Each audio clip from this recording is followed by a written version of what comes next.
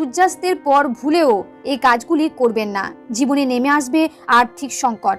বাস্তুমতে এমন অনেক কাজ রয়েছে যেগুলি সূর্য ডোবার পর একেবারেই করা উচিত নয়। সূর্যোদয় ও সূর্যাস্ত মানে দিন ও রাতের সংযোগস্থল, তাই শাস্ত্রে এই সময়টিকে অত্যন্ত গুরুত্বপূর্ণ বলে মনে করা হয়। তাই সূর্যাস্তের পরে এমন অনেক কাজ আছে যেগুলি কখনোই করবেন না। এতে আপনার পরিবারে যেমন সুখ সমৃদ্ধি থাকবে না, তেমন আর্থিক উন্নতি করতে পারবেন না। এবার জেনে নিন সূর্যাস্তের পর কোন কাজগুলি করবেন না।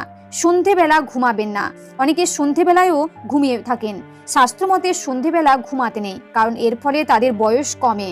পাশাপাশি বাড়িতে নেতিবাচক শক্তির প্রসার ঘটে। আবার ধর্মীয় দৃষ্টিতে মনে করা হয় সন্ধেবেলা লক্ষ্মীর আগমন ঘটে। এ সময় পরিবারের সদস্যদের ঘুমাতে দেখলে দেবী রুষ্ট হয়ে চলে যান।